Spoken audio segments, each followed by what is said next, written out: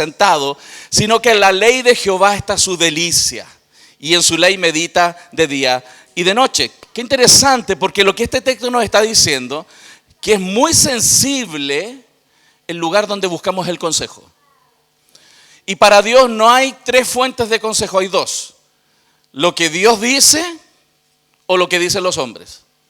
Lo que Dios dice en su palabra, en su ley, o lo que han inventado los seres humanos. La fuente del consejo es muy importante. Y un aspecto relacionado con el consejo es que ustedes piensen esto. El que ustedes busquen consejo en Dios y en su palabra y no en el consejo del hombre, para Dios es determinante. No existe la neutralidad. O somos de parte de Dios o en contra de Dios. Por favor, acompáñenme al texto de Mateo 12:30. Mateo 12:30. Toda esta introducción es para llegar a un punto importante que quiero que este día se puedan llevar en su corazón, preparándonos para mañana.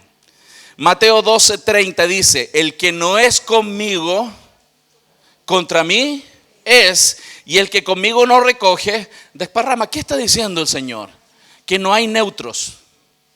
No hay personas neutrales. No es que yo no me comprometo ni tan allá ni tan acá. Ese tipo de personas en la Biblia quedan fuera inmediatamente. Para Dios no hay neutralidad.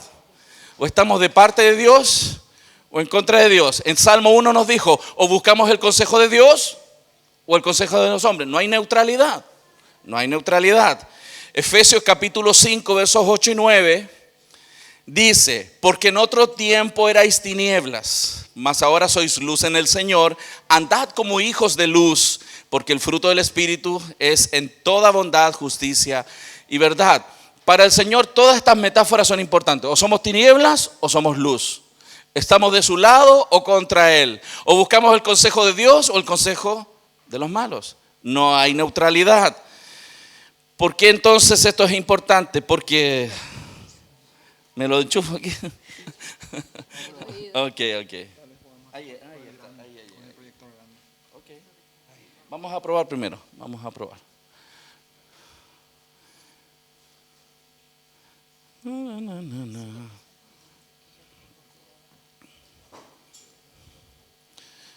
Vamos a ver si eso funciona. Pero no está prendido todavía, ¿no? Sí. Está prendiendo. Sea la luz. Para el Señor es muy fácil, ¿no? Para nosotros es el problema. Ok. Bueno, continúo. Recapitulando esto. Efesios 5, versículos 8 y 9. Efesios 5, versículos 8 y 9. En otro tiempo erais tinieblas y ahora sois luz. ¿Por qué esto es relevante? Porque la neutralidad entonces no es algo que el Señor acepte. Nadie en este mundo es neutro.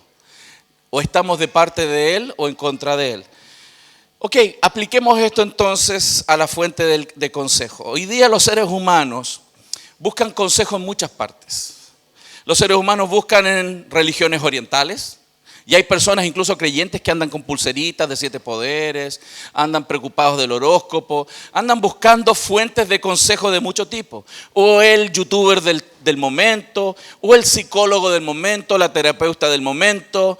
Y esos cristianos piensan que pueden ser neutrales. Tomar un poco de allá y un poco de acá. El Señor no acepta eso. O eres de su lado o contra Él. La neutralidad, vuelvo a repetir, no existe. Lo que estamos viendo hoy día en la cultura es que cuando los seres humanos intentan definir su realidad, la definen de muchas maneras sin Dios. Y voy a hablar de un tópico que quizás puede ser un poco sensible para quienes escuchan hoy día. No sé si ustedes saben, desde el surgimiento de la teoría evolutiva de Darwin, en la era moderna, ¿no? La idea naturalista no es de Darwin. Esto viene de los filósofos griegos 400 años antes de Cristo. Pero la idea de que todas las cosas surgen de la nada, ¿no? O de la materia, es una idea de los filósofos. Darwin lo que hizo fue sistematizar esa idea y vestirla de ropas de apariencia de ciencia, ¿sí? Y eso es lo que hizo Darwin. Pero el darwinismo, este pensamiento que nosotros existimos solo por causas naturales, sin un Dios sobrenatural, no solamente afectó a la biología, a la geología, a la astronomía, no solamente a esas disciplinas de ciencias duras, sino también a las ciencias blandas como la sociología, también el surgimiento de la psicología. Muchos de nosotros hemos nacido, yo tengo 52 años, yo sé que me veo más viejo, pero téngame compasión, ¿ok? Los que nacimos y tenemos 50 años, como cualquier edad, en torno a esta edad, ¿no? 70, 80 o incluso menos, todos nacimos en un mundo absolutamente psicologizado, donde la práctica de la psicología es algo que parece normal. Hay países en Latinoamérica, por ejemplo, que casi existe un psicólogo por paciente. Está absolutamente psicologizado. Pero no siempre nos hemos preguntado cómo surgen estas ideas, porque esto no existía antes. El surgimiento de las escuelas de psicología se remonta a fechas posteriores a que el darwinismo entró en el mundo. Desde que el hombre comenzó a pensar mucho más fuertemente de que simplemente somos animales evolucionados, esa es la propuesta darwiniana, ¿no? A usted en el colegio le enseñaban que usted pertenece al reino. ¿Y de dónde salió esa idea? ¿A qué reino pertenece usted? Dile al que tienes al lado, pertenece al reino animal. Pero dígaselo con cuidado porque puede malinterpretar. Esa idea de que somos del reino animal no viene de la Biblia. Viene de la teoría darwiniana evolutiva. ¿Por qué? Porque para ellos somos animales evolucionados. En la década del 90 surgió un movimiento muy fuerte en Estados Unidos que impactó también a toda Latinoamérica y probablemente por acá también, que es que los padres no tenían que disciplinar con golpe a sus hijos. Fue muy fuerte. Incluso todavía en la iglesia hay algunos, porque dicen que no, que hay que dialogar, que hay que hablar. Por supuesto que hay que hablar, por supuesto que hay que enseñar, pero por ninguna razón había que golpearlos. Ese surgimiento, esa idea fue muy fuerte en la década de los 90 y 2000, donde no solamente en la televisión, sino que había literatura, en la iglesia la gente hablaba de eso, contrarrestando las ideas bíblicas, que sí proponen una alternativa eventual de llegar a un golpecito para que el niño reflexione sobre las consecuencias. Lo que hace una disciplina es salvar su alma del infierno, dice la Biblia. O sea, que tenga una consecuencia regulada antes que sufra el infierno, porque el infierno no tiene regulación. Es una tortura eterna. Es mejor que sufra un poquito ahora y evitarle un sufrimiento eterno. Esa es la idea bíblica, es cosa de leer la Biblia. Pero la idea de la psicología, donde no había que golpear al niño, surgió, por supuesto, porque hubieron abusos. Y claramente no hay que abusar. Pero ¿de dónde usted cree que surgió esa idea de que no había que pegarle a los niños? De la psicología. ¿Sabe cómo surgió? Yo tengo los papers científicos de investigaciones, porque un grupo de científicos comenzó a pensar cómo ayudamos los papás a criar a sus hijos. Y dijeron, vamos a estudiar el comportamiento de los niños. Y ellos dijeron, tenemos que tener muchos niños y observar cómo ellos se comportan. Y cómo se comportan frente a la disciplina. Pero como los papás no le íbamos a prestar niños para que los encierren en una casa y los estudien, ¿qué papá de usted, alguno de ustedes prestaría a su hijo para eso? ¿Para que lo encierren en una casa unos 6 meses? Nadie. Nadie iba a prestar sus hijos. ¿Sabes lo que hicieron? Encerraron a muchos simios pequeños. Muchos simios pequeños los encerraron en unos lugares y comenzaron a someterlos a diferentes situaciones. Entre esos, algunos los golpeaban para ver cómo reaccionaban. Entre ellos comenzaron a agredirse. Y se notó después de mucho tiempo de investigación, muchas personas estudiosas, anotando y tomando notas, haciendo estadística por covariación, lograron darse cuenta de que aquellos simios pequeñitos que eran golpeados se transformaban en simios más agresivos. Conclusión del estudio, después de mucho tiempo, no hay que pegarle a los niños pequeños. Pero ¿y por qué, si lo están haciendo en simios, llegan a la conclusión de que no hay que hacerlo a los niños? Porque para ellos, ¿qué es un niño? Un simio evolucionado. La gente no sabe eso. Y no sabe, yo tengo aquí datos, por ejemplo, en la historia de la psicología, la teoría evolutiva se convirtió en el tema dominante en la mayoría, sino en todos los aspectos de la psicología. Desde que Charles Darwin Sacó El origen de la especie en 1859 y El ascenso del hombre en 1871. Comenzó a avanzar esta idea de que éramos animales evolucionados. Y la primera vez que surge de manera profesional y ordenada la psicología fue en 1879, 20 años después de la salida del último libro de Darwin. En la Universidad de Leipzig, Wundt abrió el primer laboratorio dedicado exclusivamente a estudios psicológicos. Y este evento marcó el nacimiento oficial de la psicología. No existía antes de 1879 como método de estudio. Y generó todo un campo de conocimiento independiente. Entonces, ¿por qué estoy hablando de esto?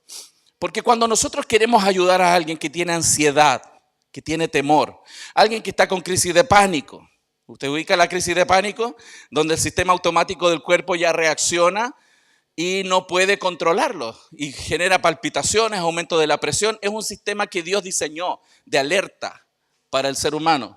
Amén. Sí. Sí. Es otro equipo, es otro equipo. Bueno, nunca lo prestaron, ahora lo prestaron. Bueno, vamos a rebobinar. Vamos todo para atrás, ¿ok? Vamos a hacer... Lo que vamos a hacer ahora, vamos a hacer una pausa y les voy a presentar el ministerio, ¿no? Para que se animen un día a ir a los estados juntos, pero legalmente, ¿ah? No crucen por el río, ¿no? Vamos legal. Y puedan conocerlo. Necesito sí probar si tenemos audio en la computadora. Yo estoy lanzando audio aparentemente. Si pueden chequear, por favor, los de sonido, los hermanos.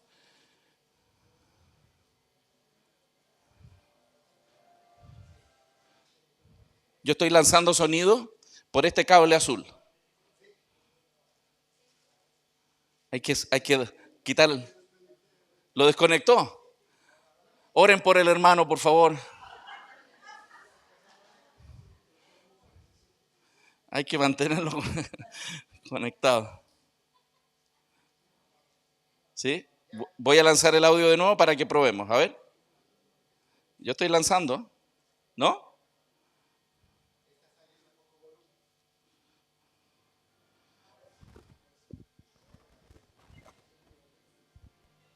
Qué raro.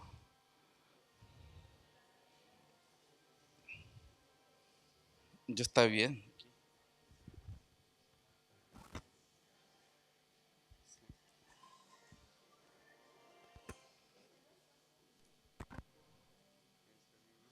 Sí, según yo sí. Voy de nuevo.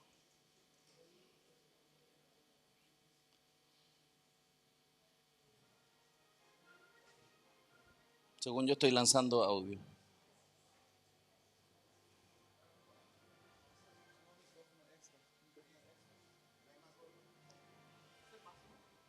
Sí, muy extraño, está al máximo. Sí, máximo. Pero ya con eso, ahora le subiste. Ahí sí, ahí sí. Listo, ahora podemos ver una película. Muy bien. Ok, rápidamente hermanos, y disculpen todos los problemas técnicos. Como les decía, nuestro ministerio tiene científicos de clase mundial, genetistas de Harvard, astrofísicos, muchos profesionales, hombres y mujeres que están todo el tiempo haciendo investigación. Tenemos un departamento de investigación que hace publicaciones. Pero el 2007 abrimos el Museo de la Creación que recibe 500,000 de personas por año. Es un gran parque temático que está cerca de Cincinnati, en el norte de Kentucky. Cuando usted llega, se encuentra con este parque donde le recibe, ¿cierto?, muchas personas. Tenemos zonas de juego, hay tirolesa, hay lagunas. Es un parque muy bonito para que la familia pase un lindo día. Es bien precioso, ¿no? Muy bien logrado este lugar. Y eso es en el exterior. Pero en el interior tenemos fósiles de dinosaurios. Tenemos, por ejemplo, un fósil de huevo de tiranosaurio rex, un fósil de un huevo de tiranosaurio rex. Tenemos saurópodos, tenemos un cine de efectos especiales, un planetario y hay una defensa histórica de la autoridad de la Biblia. La relevancia del Génesis, muy importante para nuestro ministerio. Explicamos lo que sucedió en Génesis 1, Génesis 2, 3. Es traer a la vida las páginas de la Biblia, esa es la idea. Con la idea de que los creyentes sean fortalecidos en sus convicciones históricas de la palabra del Señor. Y como les decía, realmente es un parque muy bien logrado. La experiencia en el planetario de 30.000 lúmenes es muy, muy, muy bonita. El cine de efectos especiales. Y como les digo, cada vez que usted va por el interior está viendo lo que la palabra del Señor dice versus lo que dice el mundo. En temas de datación radiométrica, carbono 14, diferentes isótopos, venimos o no de seres simiescos, el origen de las especies. Vemos la defensa de los manuscritos originales, la defensa histórica de todo lo que la Biblia habla, y es un recorrido muy interesante, es como para estar todo un día sin ningún problema en el lugar. Así que, por favor, considere quizás visitar Estados Unidos algún día, y ahí tenemos uno de los saurópodos más completos del mundo, fosilizado, ahí está, gracias mi hermana, y todo apuntando a Cristo. ¿Por qué lo hacemos? ¿Por qué hacemos esto? Porque dentro de esta gran historia está Cristo como el centro de la historia. Si no hacemos una defensa, una apologética, la palabra apologética es razón de la esperanza. Nosotros tenemos que aprender a dar razones de por qué creemos lo que creemos. ¿Por qué crees lo que crees? No, es que yo tengo fe, pero es que eso es una fe ciega que no tiene sustento. La fe nunca ha sido ciega. Tenemos que aprender a mostrar y explicar por qué creemos lo que creemos. Eso es lo que dice 1 de Pedro 3:15. Que debemos estar siempre preparados para dar razón de la esperanza que hay en nosotros. Y eso no es opcional para los cristianos. Tenemos también una muestra de la santidad de la vida. Cada etapa embrionaria hecha en 3 dimensiones, explicando todo el proceso de gestación y con láser simulando sistemas nerviosos, sistemas respiratorios, para mostrar que esto es una vida. Aquí no es un montón de células, esto es vida real. Lo que sucede en el vientre de una mujer es algo maravilloso. Tenemos testimonios de mujeres que han decidido no abortar cuando pasan por este lugar.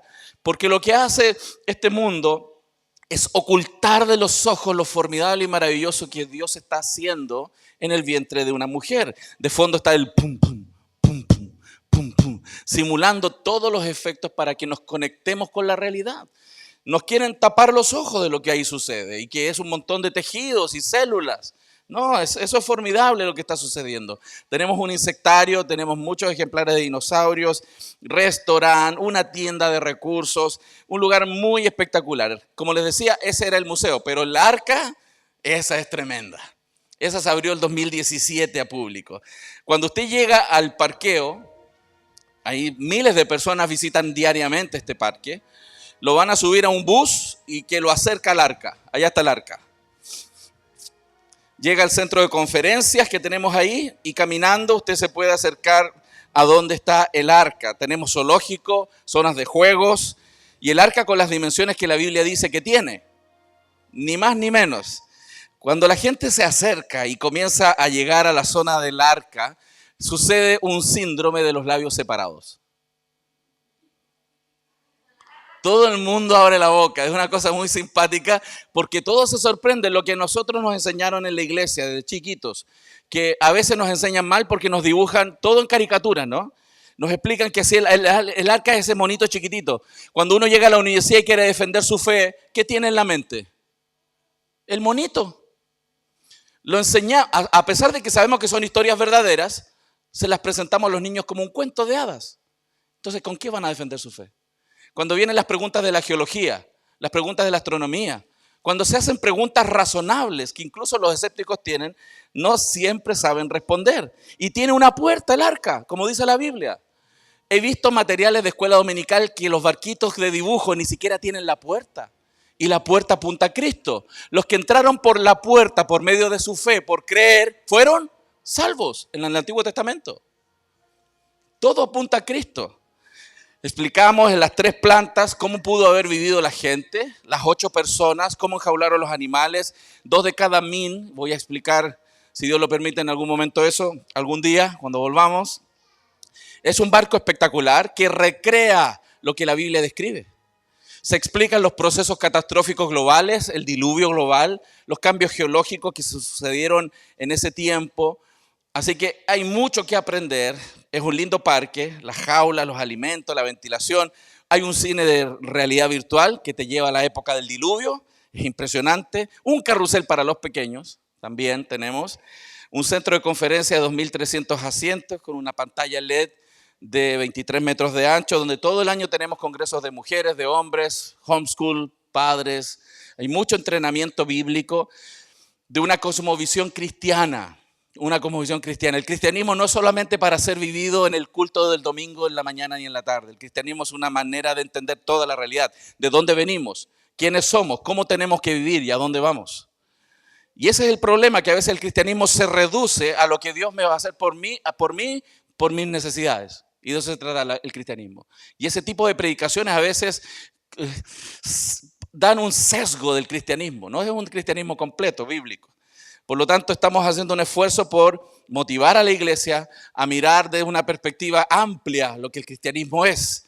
También hay un canal de televisión digital que se puede contratar. Hay muchísimo en inglés, también en español, mucho en español, para tener de manera digital en casa. Y una vez por año tenemos el Día Latino. Generalmente eso está ambientado todo en inglés. Pero una vez por año, este año, el 17 y 18 de octubre, está todo diseñado para el mundo latino, hispanohablante. ¿Saben qué? Me encanta el Día Latino, porque ese lugar cobra vida. Se nota cuando los latinos están en un lugar. Todo el año los gringos, todos calladitos, todos ordenaditos, los niños bien portados. Cuando llegan los latinos, se escuchan los gritos, solo faltan las chanclas volando. Solo faltan las chanclas volando. Y Lucho y el niño y los gritos y corren, se nota la vida. Ese día, el 17 en el museo y el 18 en el Arca, está todo preparado para el mundo hispano. Tenemos conciertos, tenemos invitados especiales, talleres para padres, todo preparado para aprender, ¿no?, sobre la verdad de la palabra del Señor. Bueno, voy a retomar donde quedé hace un minuto atrás y voy a tratar de explicar este punto aquí. Esas tres palabras que son un poco raras, las voy a explicar para que no nos compliquemos. La palabra ontología es una palabra que está dentro del ámbito de la filosofía, pero que la Biblia sí la responde. Ontología significa cuál es la realidad última, cuál es el origen de todas las cosas. Fíjense que los ateos también se lo han preguntado. No puede un ateo vivir su realidad sin responder esa pregunta. Los ateos dicen, Dios no es la causa última, pero es la materia o la nada. Pero la tienen que responder, si no, no tienen cómo definir su realidad. La ontología es muy importante, pero también la epistemología, que es esa palabra rara, ¿cómo sabemos lo que sabemos? ¿Cuál es la fuente de nuestra verdad? Todo ser humano busca una fuente en la cual confiar para definir la realidad, la verdad. Para nosotros, ¿de dónde viene la verdad? De la Biblia. Jesús dijo, yo soy el camino, la verdad y la vida. O sea, hay una ontología para nosotros los cristianos, Dios. Para los ateos es la materia por millones de años. La epistemología para ellos es muy variada. Fíjense que ontológicamente para ellos la materia y la energía es todo lo que existe. Epistemológicamente hablando, la fuente de la verdad, ellos primero pensaron que era la ciencia, el positivismo, el empirismo, las demostraciones científicas. Hoy día el relativismo, todo es relativo. Pero también necesitamos definir la ética. ¿Cómo definimos el marco en el cual vivimos? ¿Cuál es el problema? Apliquémoslo ahora cómo intentamos ayudar a una persona. Imaginémonos que una persona sufre, una persona tiene ansiedad, una persona tiene una lucha en el ámbito de la sexualidad, tiene un desorden en el ámbito de la sexualidad. ¿Cómo le ayudamos? Necesitamos entender nuestra fuente de verdad, la fuente de todos los recursos que necesitamos, el correcto consejo para poder ayudar a una persona. Si yo no tengo una buena fuente de consejo, no voy a dar un buen consejo. Les pregunto a ustedes, ¿le han dado alguna vez un consejo errado, malo, en su vida? A mí muchas veces me dieron consejos errados, desde un púlpito, hermano. Desde un púlpito. No todo lo que los pastores predican está bien. Por eso cada cristiano tiene que leer su Biblia. Como los de Berea, ¿no? Para ver si lo que me están predicando está en la Escritura. Entonces, la fuente de verdad para ayudar a alguien es muy importante. El problema es que como hay tantas fuentes que compiten por ser la verdad, tantas fuentes para definir lo que es bueno y malo, y también tantas fuentes sobre quién es el autor de todas las cosas, al momento de definir qué es el hombre, lo que se llama antropología, el estudio del ser humano. ¿Cómo explico qué es un ser humano y cuál es el problema que él tiene? Genera demasiadas teorías. En el mundo hay demasiadas teorías. ¿Por qué cree usted, por ejemplo, que en el ámbito de la psicología hay diferentes escuelas? La más conocida es el psicoanálisis, Freud. Pero su propio alumno no estuvo de acuerdo con él. Y salió Skinner, Adler, y así. Cada escuela de psicología presenta una nueva idea de cómo el ser humano es y cómo éste puede ser ayudado. Y con esto no estoy criticando el hecho de que ellos están intentando ayudar al hombre, porque efectivamente lo hacen. Alguien que estudia psicología, estudia muchos años, se prepara, en Chile decimos se quema las pestañas estudiando, leyendo hasta tarde. ¿Por qué? Porque en el fondo de su corazón quiere ayudar a la gente. El problema no está ahí. La gente quiere ayudar a otros. El problema es si tienen las herramientas correctas para ayudar. Por ejemplo, si tú tienes una persona con un ataque al corazón ahora aquí, tú vas a querer ayudarle, ¿cierto? ¿Sabes ayudarle? No, yo tampoco, no tengo idea. ¿Qué hacer? Quizá hay un médico aquí que va a poder hacer algo. Pero si yo no sé cómo realmente ayudar a una persona, aunque quiera hacerlo, no voy a poder. No es solo el querer ayudar, sino el saber cómo. Por eso mi fuente de verdad, las herramientas que Dios da para poder ayudar a una persona tienen que ser conocidas y utilizadas. Y en eso tampoco somos neutrales. O buscamos el consejo de Dios para ayudar a alguien, o buscamos el consejo de los hombres. Lo que les estoy mostrando, y cuando les hablé, por ejemplo, de disciplina parental, de cómo disciplinar a los hijos, cómo ayudar a alguien, les mostré cómo las escuelas de psicología han definido que el hombre es un animal evolucionado y por lo tanto llegan a diferentes conclusiones a las que llegamos nosotros. Y por supuesto, ¿cuál es el problema que tiene el ser humano? Para ayudarle. Y esto ha significado que tenemos miles de terapias que intentan ayudar en el mundo secular. Miles de terapias. Algunas se contraponen unas con otras. Es toda una ensalada. Sin embargo, nos dicen, es que la ciencia dice. Y aquí quiero explicar algo que creo que es muy importante para que entendamos bien. Hay diferentes categorías de ciencia. Yo soy ingeniero mecánico, trabajé en laboratorios, diseñando, viendo un montón de cosas en ámbitos de ingeniería y estructura y sobre todo en el área de la combustión. Y esa ciencia, que es la que uno hace en un laboratorio, lo que hace un químico, lo que hace diferentes disciplinas de ciencia, se llama método observacional o método científico. Es lo que hacemos en un laboratorio. Es algo que repetimos en un laboratorio, vemos el comportamiento de los materiales, vemos el comportamiento de los fenómenos, y ese entender las cosas en el tiempo de hoy nos ayuda a desarrollar tecnología. Como por ejemplo los proyectores, aunque fallan, ¿no? Esos proyectores, la computadora, la medicina, el que mandemos gente al espacio, toda la tecnología, eso se produce porque en un laboratorio se hacen experimentos y observamos cómo las cosas suceden en el mundo actual. Y eso es realmente bueno, ¿cierto? Todos aprovechamos esos beneficios. Pero esa categoría de ciencia que tiene un gran prestigio, ese prestigio lamentablemente se le pasa a otra categoría de ciencia que no es exacta, que es la ciencia histórica. La ciencia histórica es un tipo de ciencia que interpreta el pasado. Usted no puede poner un hecho del pasado en un laboratorio, no se puede reproducir algo que sucedió en el pasado. Tengo que interpretar el pasado. Quiero hacer un ejemplo. Necesito una hermana muy valiente esta noche aquí, en público, que responda una pregunta. ¿Cuál es su edad? Públicamente.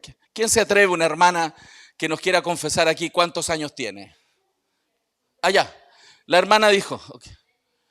La hermana tiene 33 años. ¿Cuál es su nombre? Clara. La hermana Clara nos acaba de confesar públicamente que ella tiene 33. Yo le creo. ¿Cuánto le creen? ¿El joven que tiene al lado le cree? ¿Sí? ¿El que tiene al lado le cree?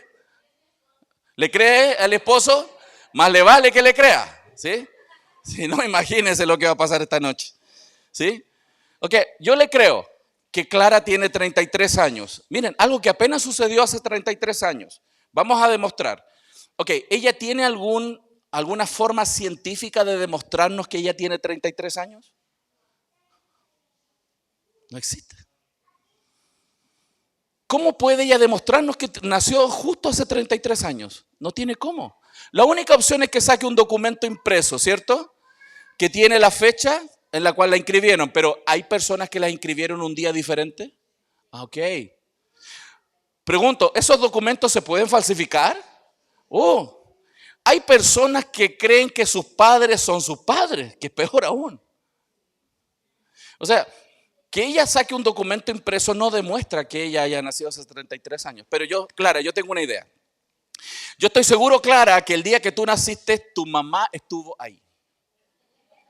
Estoy brillante hoy día, miren. Estoy brillante. Miren, piensen en esto. Estoy tratando de definir lo que sucedió apenas hace 33 años. Y tengo que recurrir a un documento impreso o al testimonio de alguien que vio el día que ella nació. ¿Qué es la Biblia?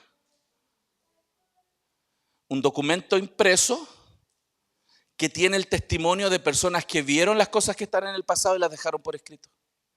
Y tiene el testimonio de un Dios que no miente, que fue testigo ocular de los hechos del pasado. ¿Cuál es el problema? Que viene un profesor en la academia y te dice que los dinosaurios desaparecieron hace 65 millones de años.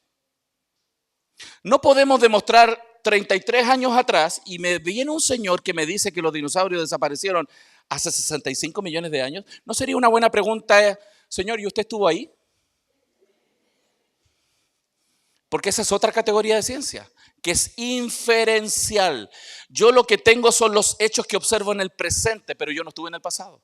Mi creencia, mis lentes con los cuales interpreto las evidencias, dirige mi interpretación de las evidencias. Esa es ciencia histórica. Y a nuestros muchachos los mandan y Discovery Channel y History Channel les repite millones de años, que los dinosaurios millones de años, pero nadie de ellos estuvo ahí. Ellos tienen esa creencia con los cuales interpretan las evidencias. Nuestra fuente de verdad no es lo que algunos razonaron empírica o deductivamente, sino lo que la Biblia dice. La Biblia es por eso un libro histórico más consistente. Nos dice no solo lo que pasó en el pasado, sino cuándo esto sucedió. Por eso, ¿por qué cree usted que Dios dice, y Adán vivió tantos años y tuvo un hijo? Y ese niño creció y después a los tantos años tuvo otro hijo. Y después a los tantos otro hijo. ¿Y por qué nos da fechas y toda la genealogía? Para que sumemos. Para que entendamos no solo lo que pasó, sino cuándo esto pasó. Para que entendamos la conexión del pasado. La Biblia no es un libro de ciencia. No, es un libro histórico. Pero lo que ella diga históricamente hablando va a tener implicaciones científicas. Por ejemplo, si el libro habla de diluvio global, catastrófico, deberíamos tener evidencias de eso. Y eso debería demostrarse. Entonces imagínense cuando queremos definir qué es el ser humano y cuál es su problema. Para nosotros, ontológicamente hablando, la realidad última, la causa de todo es Dios. ¿Cuál es la fuente de verdad? La palabra de Dios. ¿Cuál es la fuente de la moralidad nuestra? La palabra de Dios. Todo es de ahí. Por eso podemos entender bien qué es el hombre y cuál es su problema. Entendemos bien. Los cristianos podemos entender que el hombre es un ser material.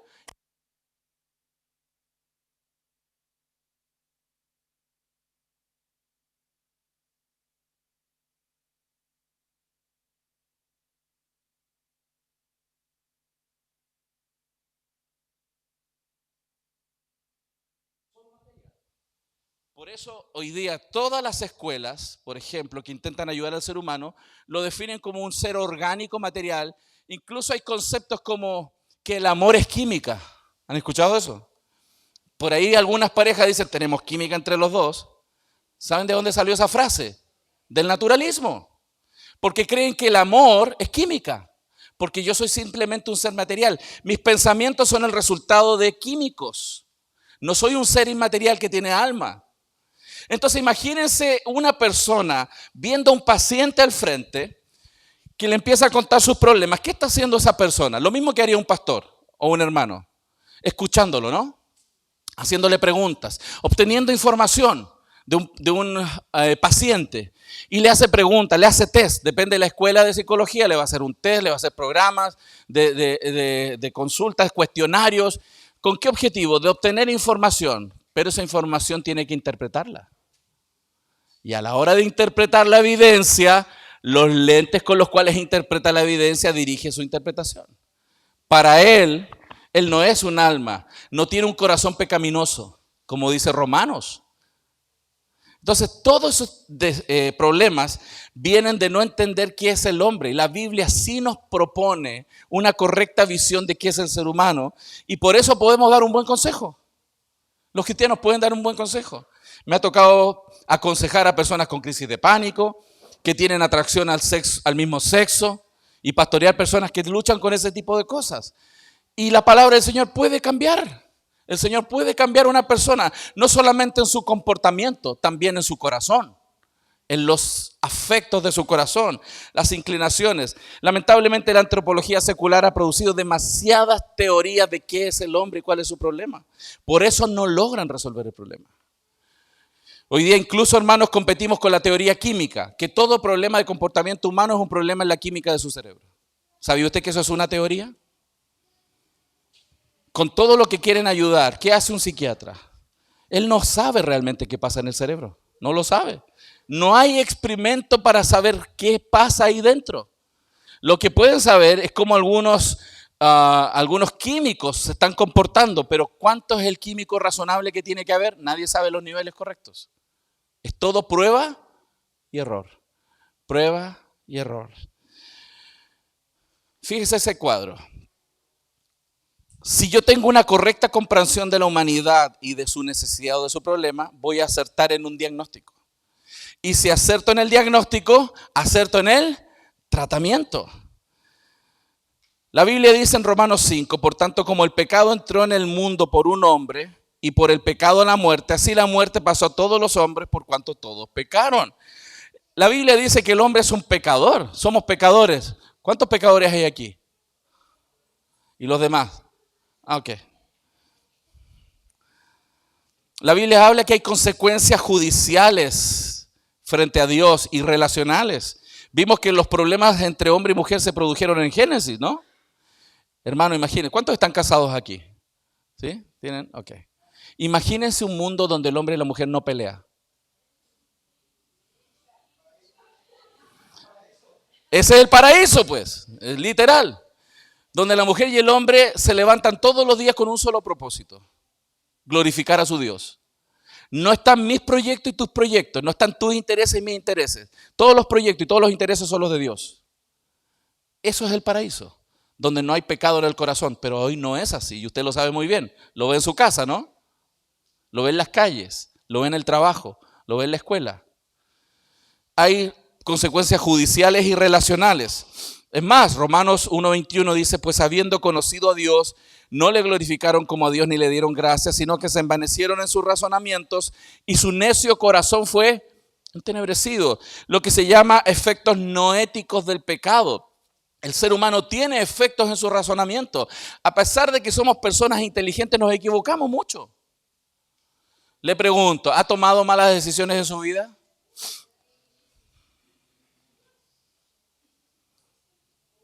Personas que sabemos sumar y restar, cometemos muchos errores y muchos pecados. ¿Sabía usted que un perrito es poco común que caiga dentro de un mismo hoyo, un mismo agujero 2 veces? Nosotros, ¿se acuerdan de Julio Iglesias?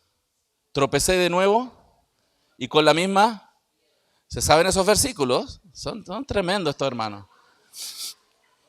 En cuestión de amores, aquí tienen un cantante en la iglesia, hermano. ¿Por qué cité eso? Porque esa canción recoge la verdad. Somos personas inteligentes, pero nos falta sabiduría. Las pasiones gobiernan nuestros corazones. Cuando se nos cruza alguien en la calle conduciendo de manera equivocada, no nos sale un, uy, gloria a Dios, Dios te bendiga. ¿Cierto? Cuando alguien te ofende, te sale una bendición. A lo mejor no la dices, pero la pensaste. ¿Cierto? ¿O soy el único pecador aquí? ¿No? Ok. Entonces, si queremos realmente ayudar a alguien, tenemos que darnos cuenta que no podemos apoyarnos en el consejo de este mundo. Necesitamos volver a apoyarnos en el consejo divino. Por favor, abra su Biblia en Romanos capítulo 15. No lo tengo aquí en pantalla, pero quiero leerlo. Romanos 15, 14. Vamos a buscar ese texto.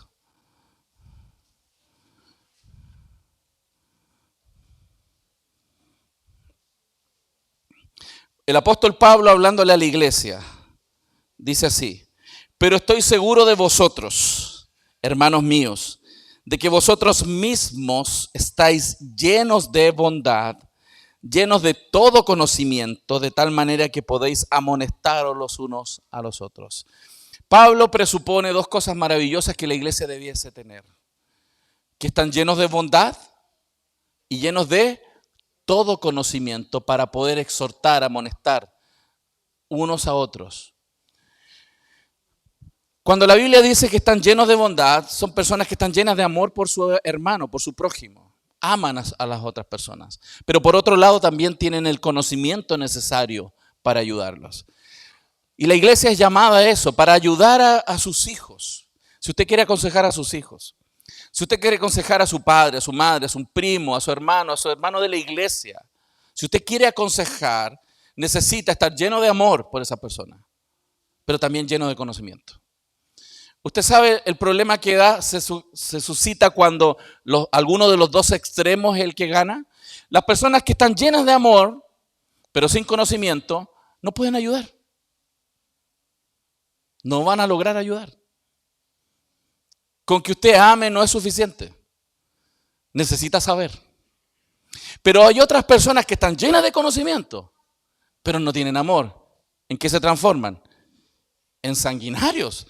La Biblia son bibliazos en la cabeza. Solo usan la Biblia para desafiar malamente a sus hermanos, sin entender la necesidad del real y el estado espiritual de alguien. Quizás en su propia iglesia hay jóvenes que luchan con confusión sexual. Estadísticamente es lo más probable. ¿Cómo se va a acercar a ellos? Hay algunos que van a luchar en su corazón con amarlos. Algunos los van a rechazar en su corazón, aunque su cara diga otra cosa. Pero otros van a amar a esa persona y no van a saber ayudarle. Usted tiene que estar lleno de amor y lleno de conocimiento para ayudar a alguien. No es suficiente una o la otra. Acompáñeme a un texto más que no lo tengo ahí. Primera de Tesalonicenses 5:14. Primera de Tesalonicenses. No, lo escribí mal aquí. Tesalonicenses 5:14.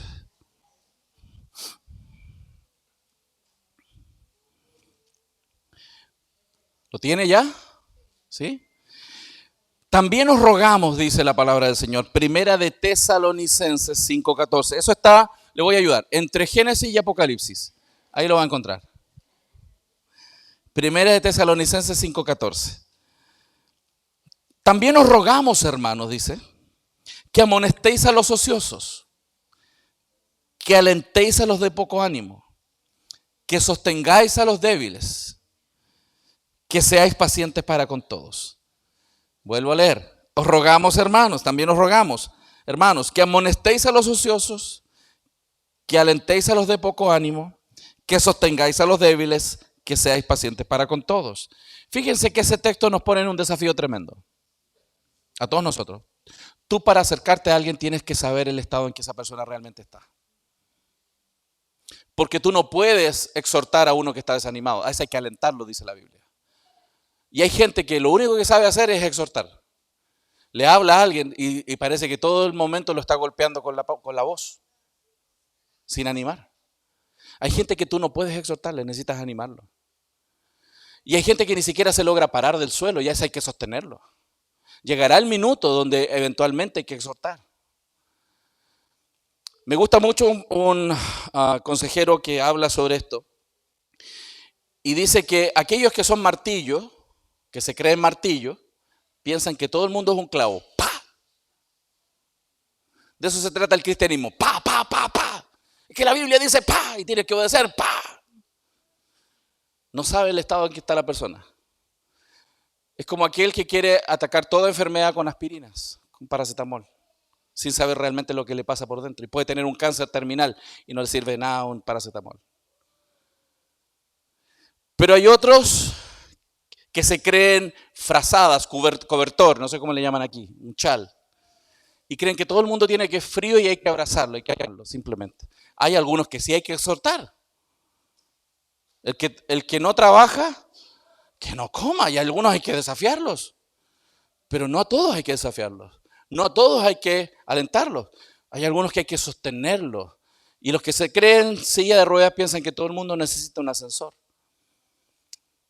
Necesitamos entonces entender que para ayudar a las personas, y es lo que vamos a hablar mañana cuando hablamos de educar a nuestros hijos en sexualidad, cuando hablemos de cómo ayudamos a alguien que tiene confusión sexual, esto no se hace desde un laboratorio en casa por WhatsApp. Así no funciona la vida cristiana.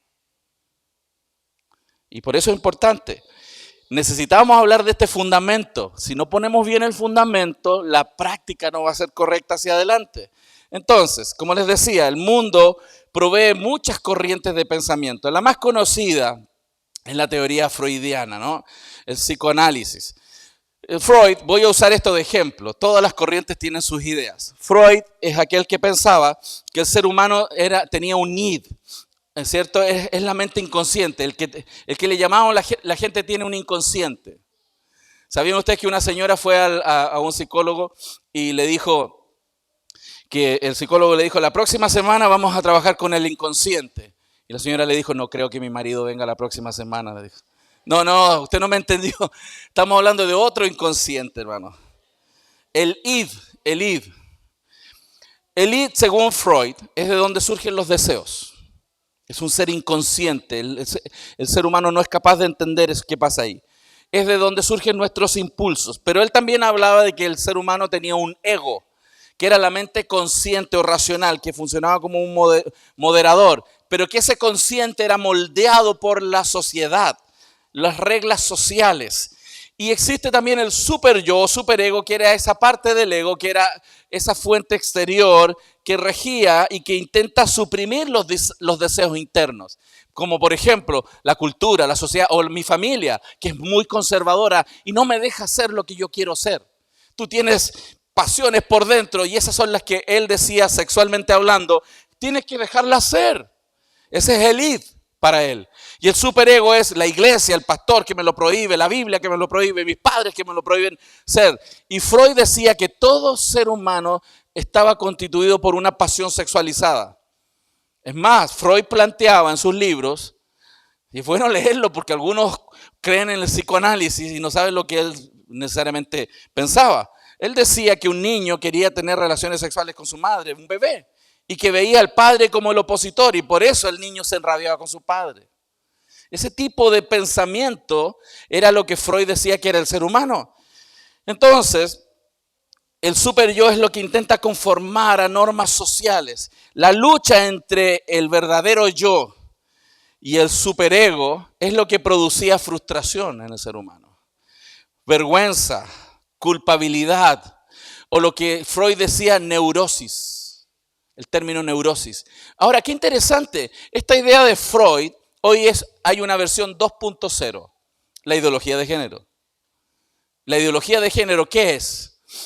No es lo que dice el laboratorio. No es lo que dice el modelo empírico. No es tu gen XXXY. No es la biología lo que define quién tú eres. ¿Qué define lo que tú eres? Tu id, lo que eres por dentro. Tus deseos. Ese eres tú. Es lo mismo que decía Freud. La ideología de género es eso. Entonces, aquí está la escuela del psicoanálisis. ¿Qué piensa que es el ser humano? Un animal instintivo impulsado por el inconsciente. ¿Cuál es el problema del ser humano en el psicoanálisis? El problema es su inconsciente que actúa mediante ciertas defensas. ¿Cuál es la solución? Hacer consciente al inconsciente y explorar esos eventos del pasado que seguramente lo marcaron, ¿no? Y por eso tiene mayor autoconocimiento que conlleva mayor capacidad para enfrentar sus luchas. Es todo temas de regresiones, terapias de sueño y un montón de terapias. ¿Y cuál es el problema de este sistema? Que la culpa, ¿dónde está? Fuera de la persona. En el exterior, dice ahí. ¿Quiénes son los culpables de que el niño esté frustrado? Sus padres. El pasado. Por eso tenemos problemas. Fíjense que esta idea de que el problema no está dentro del hombre, sino fuera del hombre, eso está en nuestra cultura hoy día. Un joven asesina, mata a alguien, roba. ¿Quiénes son los culpables? Sus padres o la sociedad. El mundo me hizo así. Esa idea viene de Freud, pero no es lo que dice la Biblia. La Biblia dice, ¿de dónde surgen las guerras y los pleitos entre nosotros? Santiago 4, de nuestro corazón. Lo que hace el entorno es simplemente potenciar el pecado que ya está en nuestro corazón. Los niños son pecadores, ¿cierto? Mamás, yo sé que a las mamás les cuesta decirlo, ¿cierto? Porque las mamás ven a sus niños como angelitos. Las mamitas, no le toquen a su niñito, no se lo toquen, porque es un ángel. La Biblia dice que son todos malos. Lea Romanos 3, no hay ni uno bueno. Ni un hombre bueno, ni uno. Pero la mamá, no, es que ella no lo ha visto. El niño cuando está en la cuna es como un angelito, ¿cierto? Feliz, lindo, parece que tiene alitas. Pero el niño empieza a crecer, se le caen las alitas, le salen los cuernitos y la colita de flecha, ¿sí o no? Le pregunto, mamá, ¿usted a su hijo le enseñó a desobedecer? ¿Qué tiene que hacer todos los días? ¿Enseñarle a qué? Porque el niño es malo. La Biblia dice que es malo. Si usted no lo define bíblicamente, nunca lo puede ayudar. Por eso las etiquetas de psicología no han hecho un gran favor. Porque definen cosas que la Biblia llama pecado, los modelos psicológicos los definen como enfermedad. Si tú no defines bien el problema, si no defines bien qué es el hombre y cuál es su problema, el diagnóstico va a estar errado. Y si el diagnóstico está errado, la solución también. ¿Cierto? Y ese es el problema. La Biblia dice, por ejemplo, que el embriagarse, ser borracho, ¿no? Es pecado, ¿no? ¿Qué dice la psicología? Que es un trastorno. Es una enfermedad. Pero si hay algo que yo estoy seguro de mi Dios, es que Él no va a enviar a nadie al infierno por ser enfermo. Dios no va a mandar a nadie al infierno por estar enfermo. Dios manda al infierno por ser pecadores. Y el problema es que la forma en que el mundo secular ha tratado de interpretar la realidad está errada. Y el problema es que no genera entonces un buen diagnóstico y por eso no se puede ayudar bien. Otro ejemplo, el conductismo. ¿Qué es el hombre? Una tabula rasa, es un pizarrón en blanco. Es un animal condicionado. El niño nace como una pizarra en blanco y el mundo lo pinta lo que él es. Muy similar a la idea freudiana. Y los ambientes entonces los problemas están en el ambiente de la persona. Entonces, para que el niño se comporte bien, ahora cámbiale el ambiente. Arréglale el ambiente y el niño ahora se va a portar bien. No es el ambiente, es el corazón. Todo esto ha influido en cómo disciplinamos a los hijos, pero también cómo ayudamos a una persona que sufre por dentro en su corazón. Y lo que se hace es restaurar el entorno. Y el problema de esto, ¿sabe cuál es? Es que manipula mediante premios y castigos. Ignora al hombre como un ser espiritual y genera una mentalidad de víctima.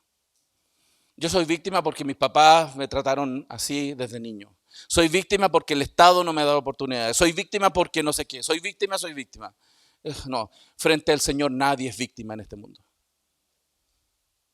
Nadie es víctima. Por cuanto todos pecaron, nadie es víctima. Todos estamos destituidos de la gloria de Dios. La única oportunidad es la que permite el Evangelio de nuestro Señor Jesucristo, donde nos arrepentimos de nuestros pecados y confiamos que Jesús nos cambia. Él nos transforma. Si usted quiere ayudar a alguien que lucha con deseos sexuales desordenados, por ejemplo, esa persona necesita entender quién es, ¿Cuál es su problema? Reconocer sus pecados, y aquel que es fiel y justo para perdonarlo, lo va a limpiar también de toda maldad. Todos estamos en ese camino. Yo no soy mejor que alguien que lucha con sus pasiones desordenadas en temas de sexual. Yo lucho con otras. Y usted también. Amén. Todos. Bueno, no voy a detenerme ahí por razones de tiempo. Todas las escuelas de psicología, todas tienen una incorrecta comprensión del ser humano. Y si mi comprensión fuera correcta, podría ser un diagnóstico acertado y ahí un tratamiento acertado.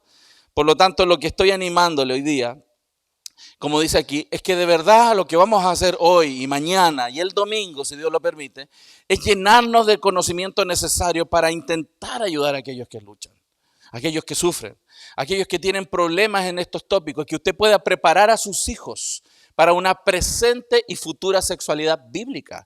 Porque este mundo está deconstruyendo todo el diseño de Dios. Todo el diseño de Dios. Allá atrás tenemos algunos libros muy buenos que se los quiero recomendar. Uno es La crianza de hijos piadosos para un mundo impío. Un excelente libro que le va a ayudar a poder crear en el hogar con consejos muy prácticos. No solamente un ambiente de leer la Biblia en términos moralistas, sino en términos de cosmovisión, de entender la realidad y el mundo conforme a la Biblia. Ok, ¿cuál ha sido el problema? Y con esto voy a cerrar esta presentación. Que el ser humano ha hecho 3 cambios. Este ha sido el problema de todo el mundo, incluso nuestro. Romanos 1 dice que el hombre cambió la verdad por la mentira. Vamos a Génesis 3. ¿Se acuerdan Génesis 3, el principio, cuando Satanás, la serpiente, tentó a Adán y Eva? Primero fue donde Eva, ¿cierto? Y le dijo, con que Dios os ha dicho que si coméis de todo árbol del huerto podréis comer. Eso no es lo que había dicho Dios. Dios le dijo, no comas de uno. Satanás mintiendo.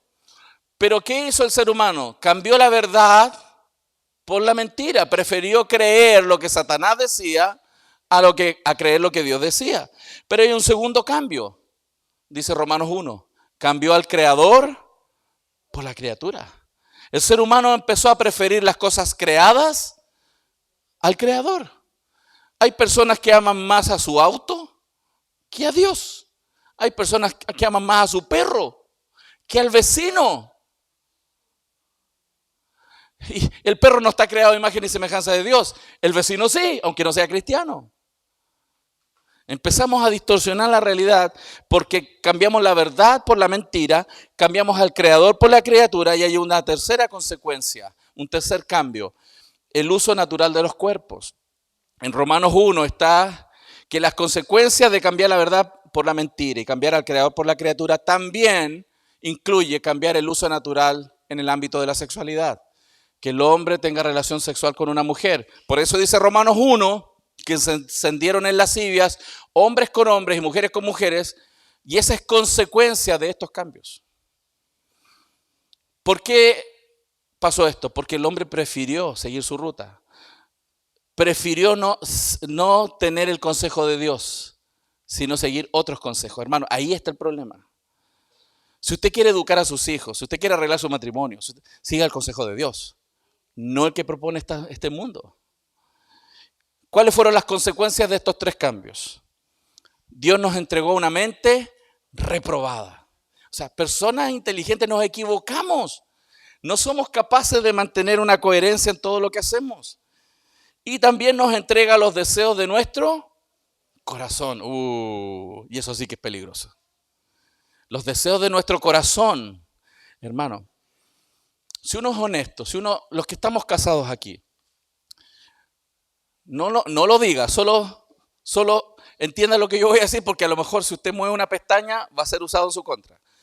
Pero, ¿cuántos de aquí estarían casados todavía si hubieran seguido los deseos de su corazón? Algunos de aquí, probablemente muchos de aquí, ya no estaríamos ni siquiera casados si hubiéramos seguido en algún momento el deseo de nuestro corazón cuando estuvimos hasta aquí, queríamos salir de ahí. Si hubiéramos seguido el deseo de nuestro corazón en esos minutos, ya ni siquiera estaríamos casados. Lo más probable es que todos los que estamos casados. Porque si hay algo peligroso en la vida, es seguir el corazón. Si alguna vez, joven, alguien te dice sigue tu corazón, esa persona te odia. es lo peor que tú le puedes desear a alguien en la vida. Nunca sigas tu corazón.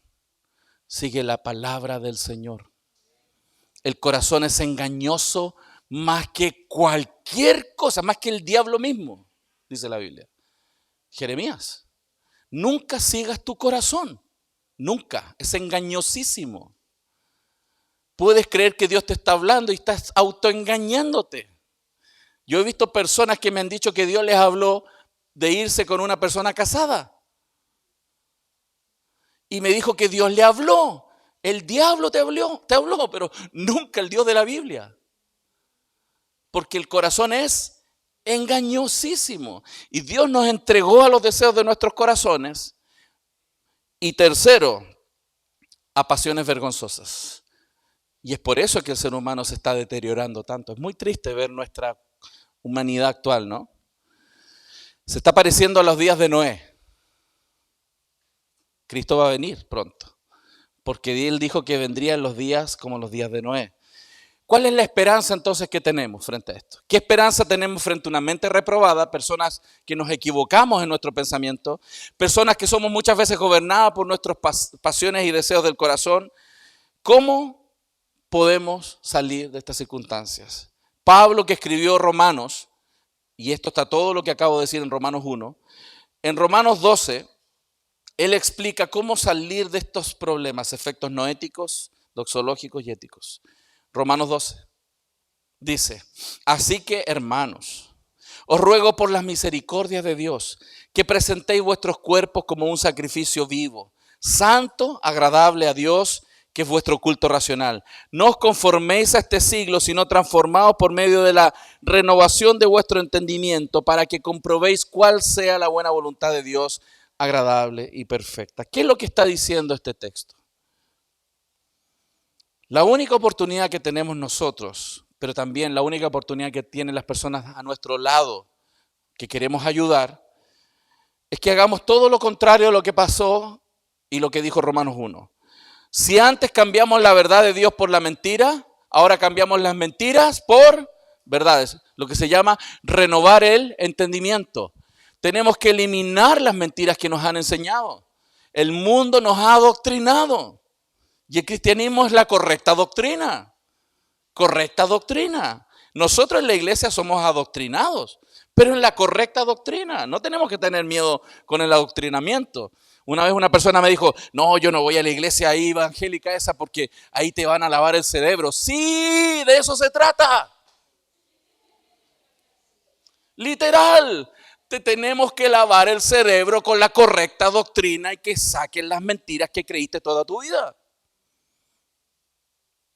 Eso es evangelizar a alguien, es enseñarle la correcta doctrina. Los adoctrinamos bíblicamente. Cambiamos las mentiras por las verdades ahora. Pero segundo, adoración verdadera, culto racional, adoramos al Creador. Ya dejamos de amar tanto las cosas hechas. De hecho, hay cristianos que van a Dios por las cosas hechas, ¿no? Porque Dios les va a dar algo, pero no por el Creador. Entonces tenemos que ayudar a la gente a que deje de amar las cosas hechas tanto y empiece a amar al Creador. Y tercero, una vida y sexualidad santa para la gloria del Señor. Ordenar nuestras vidas. Parte por el cambio en el corazón, renovar la mente. Dios nos va renovando. He visto cómo personas que tenían atracción al mismo sexo, en un proceso de discipulado, de consejería por tiempo, comienzan a cambiar. No es desde afuera hacia adentro, es desde adentro hacia afuera. El objetivo de ayudar a una persona que tiene confusión sexual no es que cambie su conducta, sino que cambie de reino, cambie en su corazón. Eso va a cambiar todos sus afectos, va a ordenar su vida. Yo puedo entender que un padre que ve un comportamiento de atracción al mismo sexo en un niño se desespere. Por supuesto, es difícil ver eso.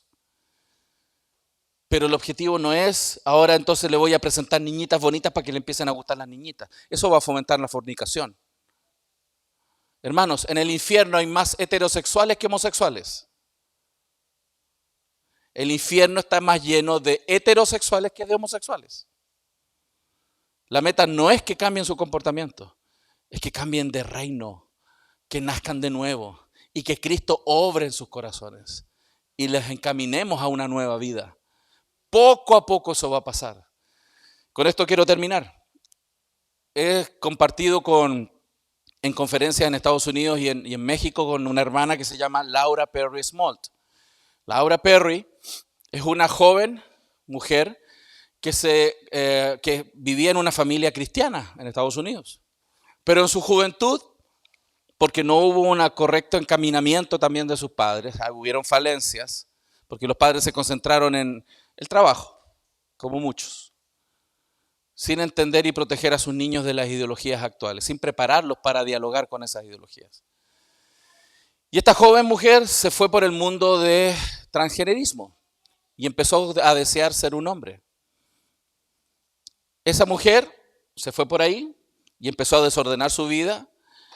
Llegó al punto de empezar a meterse hormonas, llegó a tener barba, se operó, se sacó sus senos, su sistema reproductor femenino y empezó a vivir la vida como un hombre, supuestamente. Y ella cuenta, y en las conferencias lo ha hecho, que cada vez que ella se iba a operar una parte de su cuerpo, ella decía, estaba muy feliz, porque decía, ahora cuando salga de aquí, ahora voy a ser hombre. Salía de esa operación, se sanaba de sus heridas y seguía siendo mujer. Ella sabía que era mujer, pero tenía barba y era una activista. Hasta que su mamá se convirtió realmente. Porque el ir a la iglesia no garantiza conversión. Hay que nacer de nuevo. Es otra cosa. Su mamá se convirtió a Cristo. Y ella, al ver el cambio de su mamá, ella dijo, yo necesito eso. Y empezó a buscar, se arrepintió de sus pecados. Y después dijo, ahora voy a vivir la vida como un hombre cristiano. No, ella nació de nuevo, pero todavía tenía que renovar su entendimiento. Hasta que poco a poco, a través del discipulado cristiano, ella comenzó a entender el diseño divino y a amar ser lo que Dios dice que ella es. Eso fue un proceso. Hasta que Dios la restauró. Hay consecuencias físicas para el resto de su vida. Nunca va a poder ser madre biológica. Pero Dios le regaló un hombre. Se casó. Y está casada con Perry. Y ella va por muchas partes hablando de esto. Y me ha tocado compartir con ella para decir, hay esperanza para aquellos que luchan. Hay esperanza para los homosexuales, pero también para los heterosexuales que llevan una vida desordenada en su mente y que viven en la pornografía y que viven en adulterio. Hay esperanza. Cristo cambia. Pero necesitamos saber cuál es la metodología divina. Esto no sucede porque alguien me pone las manos en la cabeza y me caigo para atrás. Sucede cuando renovamos, cambiamos las mentiras por las verdades. Cuando con compasión, caminando con alguien en Cristo, Cristo es formado en su corazón, a la imagen de Cristo cada día, transformados a imagen y semejanza de Dios. Así que hermanos, muchas gracias por su paciencia hasta ahora. Espero que hasta ahora la introducción esté dando su fruto. Sí debo preguntar a quien esté a cargo, no sé si está por ahí la pastora, si tenemos más tiempo, porque como perdimos tiempo para llegar a este punto, yo iba a dar 2 temas, pero creo que es muy tarde, no sé. ¿Alguien que me dé alguna referencia de eso? De todas maneras, solo comentarles mientras llega esa definición, que atrás está mi esposa, mi amada esposa Berenice, que está ahí, y ella está a cargo de alguna de las literaturas que nosotros tenemos. Ahí está el libro La crianza de hijos piadosos para un mundo impío, que les aconsejo mucho ese libro. Hay pocas unidades, que es lo que pudimos traer en español. Así que para que puedan tener una oportunidad de ver esa literatura, hay un libro que se llama La mentira, que hace referencia a la mentira de la evolución y los millones de años. Toda esta idea evolutiva, cómo ha penetrado en la cultura y cómo tenemos que también preparar a nuestros hijos. A veces nosotros mandamos a nuestros hijos al colegio sin preparación. Los mandamos a la guerra sin preparación. Hay un dicho que me gusta mucho de un predicador que se llama Bachman, de apellido Bachman, y él dice, si tú mandas todos los días a tus hijos al César, no te sorprendas de que vuelvan romanos. Si los están adoctrinando todos los días, 7, 8 horas diarias, no te sorprendas de que vuelvan romanos. Por eso quiero animarles a que piensen como padres, y lo vamos a hacer más ampliamente mañana, en cómo tenemos que preocuparnos mucho más hoy en este mundo actual sobre la instrucción bíblica de nuestros hijos. Y no solamente en temas de moralidad, sino del entendimiento de quiénes son ellos, de dónde vienen y cómo deben vivir también y a dónde van. Pastora, muchas gracias. Que el Señor les bendiga, hermanos. Amén. ¿Ya está? Amén. Amén. Gracias, pastor. Bueno, terminamos en victoria. ¿Cuántos dicen amén? Amén. Cuando confiamos en el que todo lo hace posible. No se muevan, por favor, todavía, que no hemos terminado. Viene ya, hubo postre, la comida fuerte. No, perdón, la entrada, que entraron ustedes, la comida fuerte y el postre, ¿cierto? Entonces, para las personas que nos visitan, creo que hay personas que yo nunca había visto y me parece que es la primera vez que están aquí, ¿verdad? Su carita no es conocida para mí. ¿Se pueden poner de pies, por favor? Y por acá veo otras 3 personas más o menos que nos visitan por primera vez. ¿Se pueden poner de pies? Eso. Y después nos los saludan, gracias. Para ustedes quiero informarles que esta iglesia siempre